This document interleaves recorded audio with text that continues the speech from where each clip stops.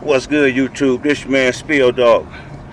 I'm gonna be making a video about what what made Crawford a dangerous opponent for Spence and vice versa next. But like I said, ever since the fight been really announced, like I said, I had already watched Crawford fights. But it's the difference between just watching a fight and kind of objectively watching the fights. And I hear a lot of people saying Danny and Kell Brook is bigger punchers than Crawford. I ain't sure about that.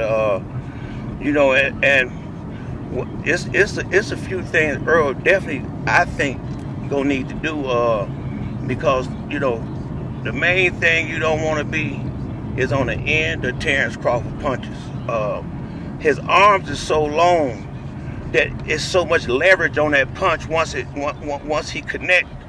It's a lot of velocity by the time that punch get there, because it take it a little second to get there. But when he putting his combinations together, that right uppercut he got. I'm gonna be honest with you, that punch alone, Derrick James, I'm quite sure, is staying on Errol about that.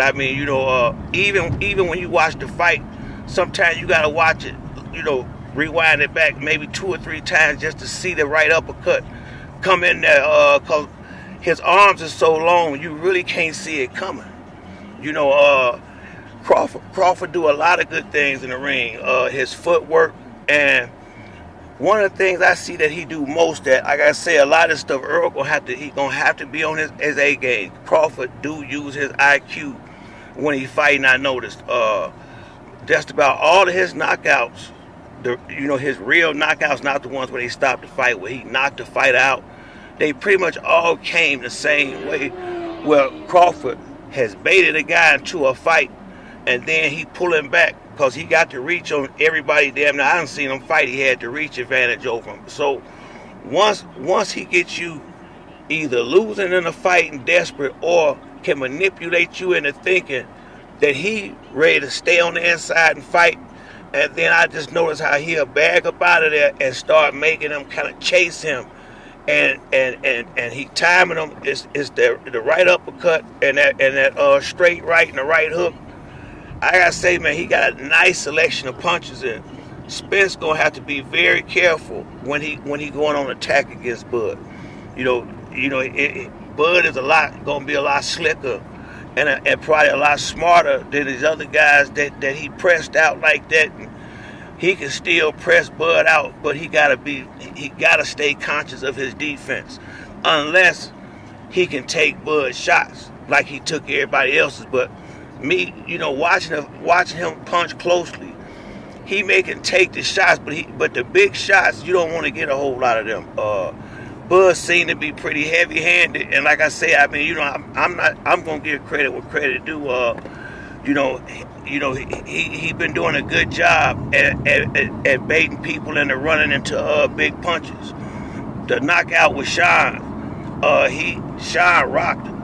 He leaned right into the hook as it was coming up. I don't care who it was, just because of Sean balance at the time, and him getting caught right in the mix to him leaning over, bang, and getting caught with that uppercut. That was the first one in the corner, and the second one, Errol is one thing. He's not really gonna have to worry about this punch. When Bud is in the southpaw stance, I noticed something else he do, and it's beautiful. It would be a little more difficult to do it against Errol too because of his size, but Crawford is real good at, when he's fighting orthodox fighters, switching to southpaw and coming over their jab with an overhand right, or like an overhand right hook. And sometimes he rabbit punching on accident when he throw that punch, but the punch is effective. That's what Sean got knocked down the second time with. You got to be real careful when you attack it, Crawford. Now, if Spence power is giving Crawford a lot of problems, I don't know if he'll be as I don't know if he'll be as calculated if he on the defense more, and he flinched up. That's why I said the first 2 rounds, or the first 2 or 3 rounds, we're gonna find out a lot, because I know Errol is going to do whatever he got to do to put a big punch on Crawford, and I'm thinking vice versa. And the way they react to the shots is pretty much going to dictate more or less the tempo of the fight. Because if Crawford can't keep Errol off him, he in trouble. But if Crawford can keep Spence on the end of his punches, that could be trouble for Errol. With the main thing, like another thing, Crawford he's pretty like a master at distance. What I mean by that is he real good. But now it take him 3 to 4 rounds to usually dial it in right. But he very good at getting in that range where he can touch you and you can't touch him. And see, now that's gonna be the hardest part for him in this fight. It's gonna be tough for Spence as well. But the way Spence fight is not really as much of an issue as it's gonna be for Bud, because that really matters to Bud, because that's when he do his best work, when he got a fighter at distance, where they really like faced off boxing.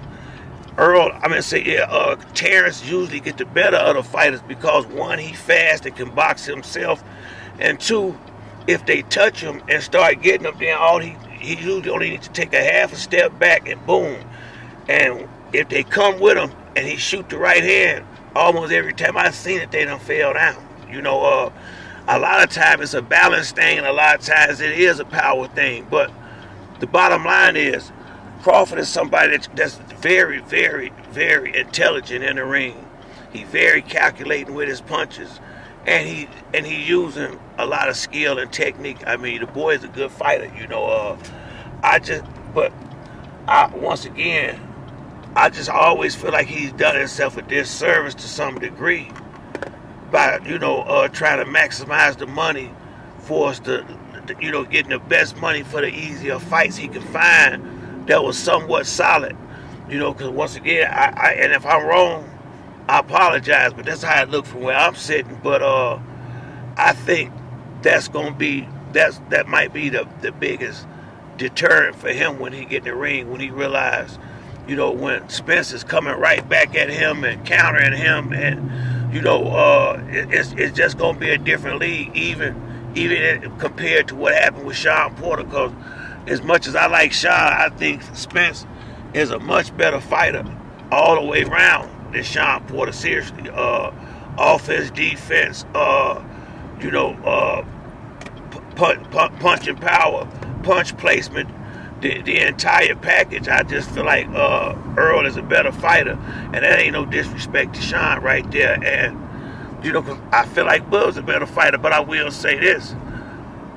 Sean can box with the best of them. He boxed good with Errol, and he boxed good with Terrence Crawford. And that's basically the deal, though. Once you get up here on the top level, Danny, Keith, Bud, Ugas, all Keith Thurman, all these upper echelon fighters, it's not gonna look like them other dudes. Now, that's not to say that they don't and can't get knocked out. Yeah, they get knocked out sometimes too, but the whole fight in general not gonna look like them other dudes, because they all high skill fighters. Now, Danny looked basic when he in there with Spence and Keith and some of them other dudes, but look how he looked in there with Benavidez, running off them combinations and rat-a-tat-tatting them to the gut and all that kind of stuff. See, you would think a guy, when a guy is fighting top competition all the time, you got to be careful in the ring, and you can't do all the stuff Danny did against Benavidez unless you the better fighter or the faster fighter, the quicker fighter. And this is why, like I say, this is the biggest thing I see that's going to be one of the biggest things that stays in Errol's advantage to me is that he has never decreased his level from the time he got to it, from the time he got close to the championship and with the championship. He has constantly tried to elevate his competition. He wasn't out here trying to find easy money. He was out here trying to be the best welterweight in the world. And to be honest with you, it really ain't but 2 more people left to clean up. But Bud is good enough. You know what I mean? Because the Keith Thurman fight don't matter no more. Keith is, in my mind, he might be a has-been. But that's it for me on this video. If you like the video, hit the like and subscribe. Till the next time, it's your boy Spill Dog. I'm out.